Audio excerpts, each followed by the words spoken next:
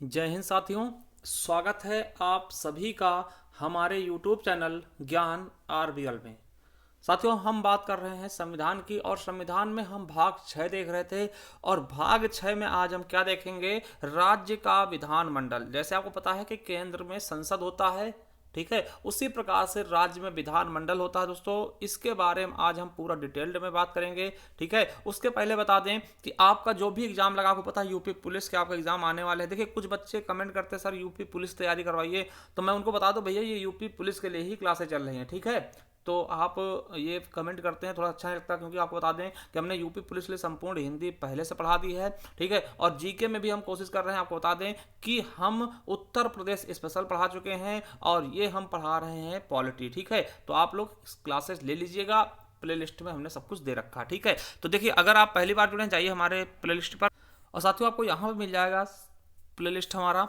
तो यहाँ पर देखिए, आपको इस वाले प्ले लिस्ट पे आना और यहाँ पे आपको संपूर्ण भारतीय संविधान एक क्रम में लगा हुआ मिल जाएगा। तो यहाँ से आप पढ़ लीजिएगा। भैया पुलिस वाले भी सुन लें, ठीक है, यूपी पुलिस वाले भी यहाँ से पढ़ लें बेहतरीन ढंग से। दोस्तों, ये आपके यूपीएसआई लेवल तक का भी मटेरियल है, ठीक है।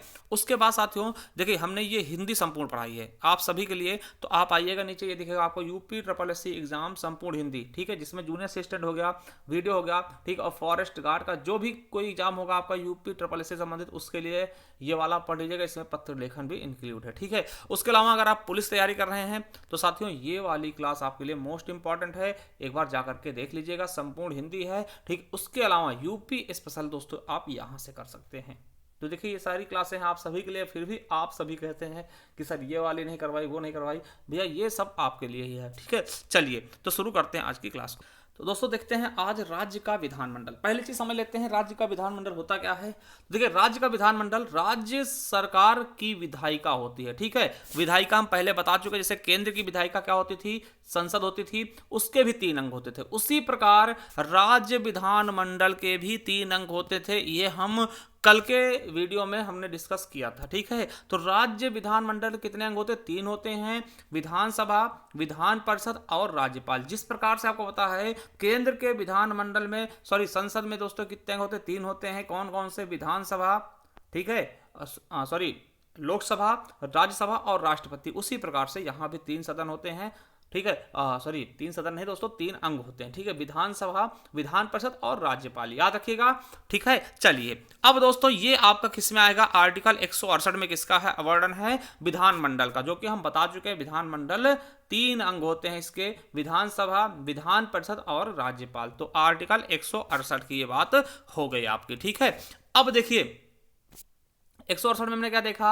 राज्य का विधानमंडल, ठीक है। तो याद रखेंगे विधानमंडल यहां पे आप लिख सकते हैं, वो चीजें यहां पे भी लिख सकते हैं कि विधानमंडल के 3 अंग हैं, ठीक है, विधानसभा और विधान परिषद और दोस्तों राज्यपाल, ठीक है। उसके बाद दोस्तों आर्टिकल 169 आप पढ़ेंगे तो यहां पर मेरे साथियों, यहां पर विधान परिषद के बारे में बताया गया, ठीक है। अब आपको मैं विधान परिषद से अगर परिचित कराना चाहूं तो जैसा कि आपने दोस्तों राज्यसभा पढ़ा, सेम उसी तरीके से यहां पे विधान परिषद होता है। जिस तरह से आपने केंद्र में राज्यसभा पढ़ा है कि भैया इनका भी कार्यकाल आपको पता है कोई कार्यकाल नहीं होता, इनके सदस्यों का कार्यकाल 6 साल का होता है। ऐसी कुछ चीजें, जैसे इनके सदस्यों की एज कितनी होनी चाहिए? अधिकतम दोस्तों 30 साल होनी चाहिए ना, सॉरी न्यूनतम 30 साल। तो वो चीजें इसमें भी लागू होंगी। चलिए हम इसको बताते हैं। तो आपको बता दें विधान परिषद को हम उच्च सदन कहते हैं, द्वितीय सदन कहते हैं और अप्रत्यक्ष सदन कहते हैं, क्योंकि चुनाव अप्रत्यक्ष होते हैं, ठीक है। तो विधान परिषद को कौन सदन कहते हैं? उच्च सदन, द्वितीय सदन, अप्रत्यक्ष सदन। जैसे हम आपकी बात बता चुके पहले से ही कि राज्यसभा जैसे ना, उसी तरीके से। अब देखिए हर एक राज्य में दोस्तों विधान परिषद है नहीं, देखिए दिमाग लगाइएगा, और ये क्वेश्चन आपका बहुत बहुत ज्यादा इंपॉर्टेंट है भैया। हर एक राज्य में विधान परिषद नहीं होता, मात्र अपने भारत के 6 ही राज्य हैं जहां पर विधान परिषद है। कौन कौन से हैं? तो ये नाम आपको बहुत अच्छे से याद रखना दोस्तों। उत्तर प्रदेश, महाराष्ट्र, बिहार, आंध्र प्रदेश, कर्नाटक और तेलंगाना। ये दोस्तों 6 राज्य ऐसे हैं जहां पर दोस्तों आपका विधान परिषद है, ठीक है। आपसे पूछेगा, देखिए जहां पर विधान परिषद होती है ना, उनको हम द्विसदनात्मक व्यवस्था कहते हैं, क्योंकि वहां 2 सदन होते हैं, आपका दोनों सदन हो जाएंगे, ठीक है, विधानसभा और विधान परिषद। इसलिए दोस्तों इसको हम बोलेंगे द्विसदनात्मक। आपसे पूछेगा क्वेश्चन कि द्विसदनात्मक व्यवस्था कहाँ कहाँ है, तो आप बताएंगे उत्तर प्रदेश में है, महाराष्ट्र में है, बिहार में है, कर्नाटक में है और आंध्र प्रदेश और तेलंगाना में है। ठीक है, इस तरह से याद कर लेंगे, जैसे मर्जी वैसे याद कर लेंगे दोस्तों, आपको ये चीजें याद होनी चाहिए। ठीक है, उत्तर प्रदेश, महाराष्ट्र, बिहार, आंध्र प्रदेश, कर्नाटक और तेलंगाना, यहां पे द्विसदनात्मक व्यवस्था है, यानी कि विधान परिषद है। ठीक है, विधान परिषद कितने राज्यों में है दोस्तों? 6 राज्यों में। पूछेगा हाल ही में दोस्तों कहां पे विधान परिषद समाप्त किया गया, तो आपको पता है जम्मू कश्मीर में। सबसे अभी नवीनतम जहां पे समाप्त किया गया दोस्तों जम्मू कश्मीर में। क्यों? क्योंकि आपको पता पहले ये राज्य था दोस्तों, जैसे दोस्तों ये यूटी हुआ है, तो यहाँ पे दोस्तों विधान परिषद यहाँ की समाप्त कर दी गई दोस्तों, तो जम्मू कश्मीर में अभी हाल ही में समाप्त किया गया है। ठीक है, तो इतना भी याद कर सकते हैं, कोई ज्यादा प्रॉब्लम वाली बात नहीं है। चलिए आगे देखते हैं। अब देखिए आप सोचेंगे कि सर ये ऐसा क्यों है कि हर राज्य में नहीं है।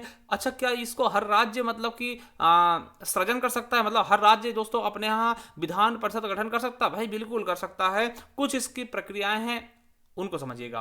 ठीक है, और विधान परिषद कोई मतलब कि इसका सृजन भी कर सकता और इसको समाप्त भी कर सकता। किस तरह इसको मतलब विधान परिषद गठन करेगा और किस प्रकार से दोस्तों इसको हटाएगा, तो वो चीजें मैं आपको बता दूं। देखिए, विधानसभा में उपस्थित और मतदान करने वाले सदस्यों के 2/3 बहुमत से दोस्तों पास करना होगा। कोई भी मान लिया दोस्तों यूपी है ना, समझिएगा, एक देश उत्तर प्रदेश है और एक राज्य है ना, एक उत्तर प्रदेश राज्य है और एक है दोस्तों एमपी मध्य प्रदेश। समझिएगा, एक उत्तर प्रदेश है, एक एमपी है मध्य प्रदेश। अब देखिए जब हम बात एमपी करते हैं तो दोस्तों यहां पे नहीं है। मान लिया दोस्तों यहां पे विधान परिषद की गठन करना, विधान परिषद दोस्तों गठन करना, और यूपी में है इसको समाप्त करना है।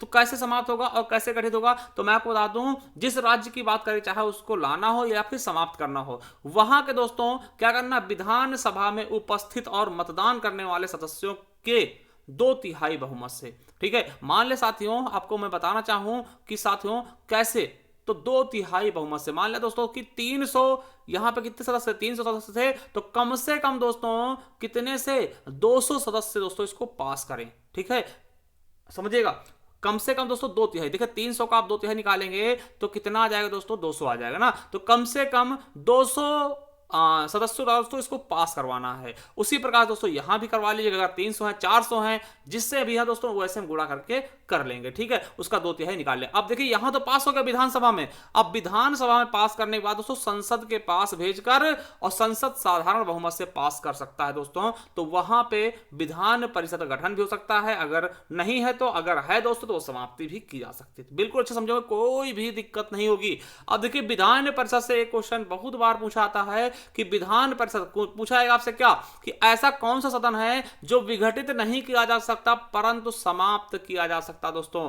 तो आपको बता दें, विधान परिषद दोस्तों इसका विघटन नहीं किया जा सकता है क्योंकि यह स्थायी सदन हो जाता है, परंतु दोस्तों समाप्त कर सकते हैं। कैसे कर सकते हैं समाप्त, तो हमने बताया है कि विधानसभा में उपस्थित और मतदान करने वाले 2/3 सदस्यों के द्वारा इसको पास करके दोस्तों संसद में भेज करके साधारण बहुमत से इसको समाप्त किया जा सकता है। देखिए कितना आसान है ना, कितना आसान है। विधान परिषद के बारे में आप समझ गए होंगे। चलिए अब दोस्तों कोई अगर आपसे पूछे ना विधान परिषद का कार्यकाल कितना होता है, दोस्तों विधान परिषद का कोई भी कार्यकाल नहीं होता। ठीक है, याद रखिएगा, विधान परिषद का कोई कार्यकाल नहीं दोस्तों, ये हमेशा चलेगा। ठीक है, जब तक दोस्तों इसको समाप्त न कर दिया। ठीक है, एक चीज याद रखेंगे कि इनके सदस्यों का कार्यकाल कितना होता है, 6 साल का। कितना होता है सदस्यों का कार्यकाल, कितना होगा, 6 साल का, याद रखेंगे। और जैसे दोस्तों आप राज्यसभा में पढ़ते हो वैसा सेम। ठीक है, यहां भी दोस्तों 1/3 सदस्य प्रत्येक 2 वर्षों में दोस्तों सेवानिवृत्त हो जाएंगे, यानी कि वो पद से हट जाएंगे, उनकी जगह दोस्तों नए सदस्य आएंगे। तो 1/3 सदस्य दोस्तों हर 2 साल में दोस्तों क्या होंगे, पद को छोड़ देंगे और उनकी जगह नए सदस्य आएंगे। बात करते हैं सदस्यों की आयु कितनी होगी, 30 साल। ठीक है, जो सदस्य आएगा कम से कम उसकी आयु कितनी होनी चाहिए, 30 साल, यानी कि विधान परिषद का सदस्य बनने के लिए कम से कम 30 साल का वो व्यक्ति होना चाहिए। ठीक है, चलिए और दोस्तों सबसे ज्यादा सीटें देखिए यूपी में ही है विधान परिषद की। दोस्तों विधान परिषद की उत्तर प्रदेश में कितनी सीटें हैं, तो 100 सीटें हैं विधान परिषद की। ठीक है, याद रख लेंगे, उत्तर प्रदेश में सबसे ज्यादा विधान परिषद की सीटें हैं, कितनी हैं, 100 हैं। ठीक है, चलिए अब दोस्तों इनके सदस्यों की नियुक्ति कैसे होती है ये समझ लीजिएगा। बहुत मतलब ये फंडा बहुत ही तगड़ा है। ठीक है, समझिए कौन कौन इसमें वोट करता है, कैसे होता है। तो आपको बता दें कि कुल सदस्यों का 1/6 सदस्य, याद रखिएगा, कुल सदस्यों का 1/6 सदस्य दोस्तों राज्यपाल द्वारा मनोनीत किए जाते हैं। याद रखिएगा, जैसे टोटल दोस्तों सदस्य होंगे उनमें से 1/6, ठीक है, कितने 1/6 सदस्य क्या होंगे, राज्यपाल द्वारा मनोनीत किए जाएंगे। याद रखिए, जैसे राज्यसभा में दोस्तों 12 सदस्य राष्ट्रपति मनोनीत करता ना, वैसे राज्यपाल दोस्तों राज्य के विधान परिषद में साथियों 1/6 सदस्य मनोनीत करते हैं। किस क्षेत्र से, तो साहित्य के क्षेत्र से, कला के क्षेत्र से, विज्ञान के क्षेत्र से, और सहकारी आंदोलन हो या फिर समाज सेवा के क्षेत्र से 1/6 सदस्य मनोनीत करेगा। ठीक है, अब देखिए, अब टोटल में से अगर 1/6 हम घटा देंगे तो बचेंगे कितने, 5/6 सदस्य, और ये सदस्य क्या होंगे, चुन के आएंगे, निर्वाचित किए जाएंगे। तो इनमें देखिए इन्हें कौन कौन चुनेगा, तो देखिए 5/6 सदस्यों में से ये टोटल 5/6 सदस्य हैं दोस्तों। अब इनको दोस्तों कैसे चुना जाएगा, तो आपको बता दें, इन्हीं में से 5/6 में से 1/3 सदस्य जो होते हैं वो विधानसभा सदस्यों द्वारा चुने जाएंगे। जो विधानसभा होंगे हमारे, है ना, MLA जिसको बोलते हैं ना, वो चुनेंगे। विधानसभा आप जानते हैं, ठीक है, कि हर राज्य में विधानसभा होती है, तो 1/3 सदस्य कौन चुन के भेजेगा, विधानसभा।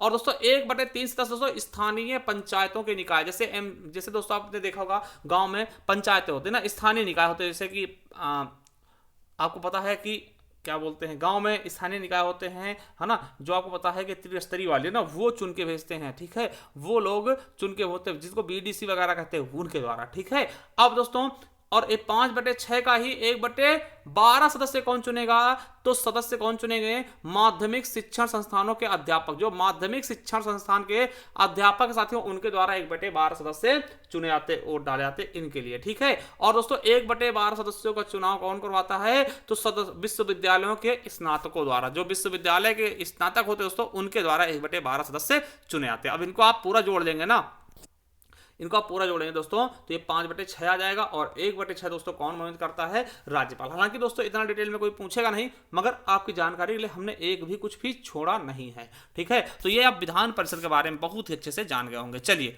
अब दोस्तों अगला है 170। 170 क्या है, तो इसमें है विधानसभा। देखिए, विधान परिषद देख चुके हैं, अब इसमें विधानसभा। और विधानसभा दोस्तों बिल्कुल किसके जैसा होता है, लोकसभा के जैसा होता है, जैसे लोकसभा होता है केंद्र में। ठीक है, चलिए, अब लोकसभा के बारे में बताया था कि दोस्तों इसको हम क्या बोलते हैं, प्रथम सदन है और निम्न सदन है। ठीक है, याद रखेंगे। और यहां के सदस्यों की एज कितनी होगी, कम से कम 25 साल। देखिए, वैसा लोकसभा में 25 साल होता है और यहां भी। और लोकसभा कार्यकाल कितना होता था, 5 साल।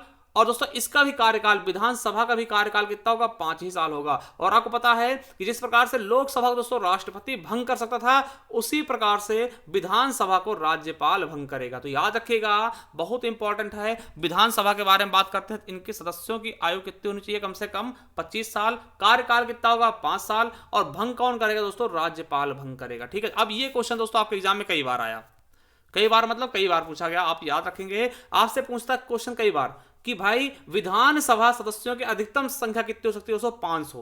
किसी भी राज्य में अगर विधानसभा की अधिकतम सीटें हो सकती हैं तो कितनी हो सकती हैं, 500। ये आपके संविधान में बताया गया है। और सबसे कम सीटें कितनी हो सकती है, 160।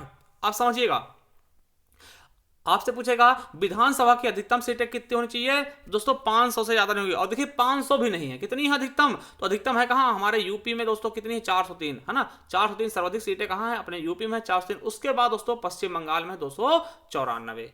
अगर हम न्यूनतम की बात करते हैं तो दोस्तों न्यूनतम कितनी हो चाहिए, 60। मगर दोस्तों इसके अपवाद भी हैं। देखिए अपवाद है 4 राज्यों में, वहां 60 से भी कम है। तो अपवाद स्वरूप याद रखेंगे पुदुचेरी। सबसे कम सीटें कहां हैं विधानसभा की, तो पुदुचेरी में 30 है, सिक्किम में दोस्तों 32 है, और गोवा और मिजोरम में 40-40। याद रखेंगे, बहुत इंपॉर्टेंट। सबसे कम विधानसभा सीटें कितनी हो सकती हैं दोस्तों, हो तो 60 सकती है, मगर इसके अपवाद भी हैं। पुदुचेरी में 30 ही है, सिक्किम में 32 है, गोवा मिजोरम में 40-40। देखिए एकदम आसानी समझ गए होंगे। चलिए, बस यही आपके लिए इतना ही इंपॉर्टेंट था। आगे हम कुछ अनुच्छेद बताते हैं दोस्तों, जो कि एक फॉर्मेलिटी जैसा है, तो उनको आप एक बार देख लीजिएगा। देखिए 171 में क्या कहा है, विधान परिषदों की संरचना। ठीक है, और 172 में क्या कहा है, राज्यों के विधानमंडल की अवधि। देखिए विधानमंडल की अवधि कितनी होती है, हमने बताया कि भैया जो आपका क्या है दोस्तों, जो राज्य के बारे में बताते हैं, जो विधानसभा की बात करते हैं तो विधानसभा की कार्यकाल कितना होगा, 5 साल का। और विधान परिषद का कोई कार्यकाल नहीं होता दोस्तों। विधानसभा के सदस्यों की एज कितनी होगी वो हम बता दें कि भैया जैसा होता है सब कुछ बता दें। ठीक है, चलिए वही बात करते हैं विधानमंडल सदस्यों की योग्यता। दोस्तों योग्यता क्या होनी चाहिए, वो भारत के नागरिक हों, है ना, वो दिवालिया पागल ना, वो चीजें सबको पता है। बस एक योग्यता ये होती है कि अगर विधानसभा कोई सदस्य हो तो 25 साल का होना चाहिए, और विधान परिषद कोई सदस्य है तो कम से कम 30 साल का वो होना चाहिए। ठीक है, 173 में बताया गया। चलिए आगे 176 देखते हैं। तो राज्यपाल का विशेष अभिभाषण दोस्तों, राज्यपाल का विशेष अभिभाषण दोस्तों नए साल में ही देता है, और कोई नई दोस्तों विधानसभा गठित होती तो वो विशेष अभिभाषण देता है, जैसे राष्ट्रपति जी देते थे ना, याद रखिएगा। चलिए अगला 177 का कहता है कि सदनों के बारे में मंत्रियों और महाधिवक्ता के अधिकार दोस्तों, कि संसद में दोस्तों महाधिवक्ता, सॉरी जो सदन होते हैं वहां दोस्तों महाधिवक्ता उसमें बैठ सकता है, ये सब चीजें बताई गई हैं। ठीक है, चलिए 178 में क्या है, विधानसभा का अध्यक्ष और उपाध्यक्ष ज्यादा इंपॉर्टेंट है नहीं। ठीक है, और 79 में क्या है, तो दोस्तों 179 में क्या है, तो अध्यक्ष और उपाध्यक्ष के पद से रिक्त होना या उसे पद से हटाया जाना। ठीक है, और 180 में क्या है, अध्यक्ष के पदों के कार्य व शक्तियां, और 81 में कहा है क्या है दोस्तों, 181 में क्या है, अध्यक्ष और उपाध्यक्ष को पद से हटाने का कोई संकल्प पारित होने पर उसका पीठासीन न होना, तो उसको दोस्तों हटाया जाएगा दोस्तों, वो वोट नहीं करेगा। ठीक है, 182 में कह रहा है कि विधान परिषद का सभापति और उपसभापति दोस्तों, विधान परिषद में सभापति और उपसभापति होते हैं, इनके बारे में बताएगा दोस्तों। इनका कार्यकाल कितना होगा, सबका 6 साल का ही होगा। ठीक है, चलिए अब बात करते हैं 183 में। तो विधानसभा देखिए, अब वैसे ही दोस्तों सभापति और उपसभापति का पद अगर रिक्त होता है या फिर उनका त्यागपत्र, उनसे हटाया जाना दोस्तों, बात की ज्यादा इंपॉर्टेंट है, जो इंपॉर्टेंट होगा मैं आपको बताता चलूंगा। ठीक है, 184 में सभापति के पद के कर्तव्यों का पालन व शक्ति, और 185 में क्या है कि सभापति या उपसभापति को दोस्तों, अगर हम विधान परिषद के सभापति या उपसभापति के पद से हम दोस्तों उनको हटाए जाने का संकल्प विचाराधीन होता तो उनका पीठासीन न होना। 186 क्या कहता है, अध्यक्ष उपाध्यक्ष सभापति और उपसभापति के वेतन भत्ते, कि दोस्तों जो आपके अध्यक्ष हैं, है ना, कहाँ के दोस्तों, तो आपको विधानसभा के अध्यक्ष, ठीक है, विधानसभा के उपाध्यक्ष और सभापति दोस्तों, विधान परिषद के और विधान परिषद के उपसभापति, इनके वेतन और भत्ते के बारे में बताएगा। ठीक है, और 187 में क्या कहा गया, राज्य के विधानमंडल का सचिवालय होगा। ठीक है, और दोस्तों सदस्यों का देखिए 188 में क्या बताया गया, सदस्यों द्वारा शपथ या प्रतिज्ञान। अब देखिए 189, यहां थोड़ा समझ लीजिएगा, ये इंपॉर्टेंट है कि सदनों में मतदान रिक्तियां होते हुए भी सदनों के कार्य करने की शक्ति और गणपूर्ति। दोस्तों गणपूर्ति क्या होता है, गणपूर्ति कोरम जिसको कहते हैं ना, हिंदी में कोरम भी कह देते हैं, इंग्लिश में कोरम कहते हैं, तो कोरम याद रखेंगे, कोरम पूछिए तो याद रखिएगा। कोरम कितना होता है दोस्तों, 1/10, किसी भी संख्या का 1/10, यानी कि दोस्तों कम से कम कितने सदस्य हो जाए कि वहां पे दोस्तों वो कार्य चलता रहे। ठीक है, तो हर राज्य का अपना अलग अलग गणपूर्ति होगी। जैसे मैं बात करूं दोस्तों यूपी का, तो यूपी में 403 हैं, तो इसका गणपूर्ति कैसे निकाला दोस्तों, 1/10 कर लेंगे, है ना, 1/10 कर लेंगे। ठीक है, अब कितना हो जाएगा दोस्तों, लगभग 41, है ना, कितने, कम से कम दोस्तों 41 बच्चे होंगे, 41 लोग होंगे दोस्तों, तभी ये सदन चलेगा। ठीक है, तो गणपूर्ति होता दोस्तों 1/10।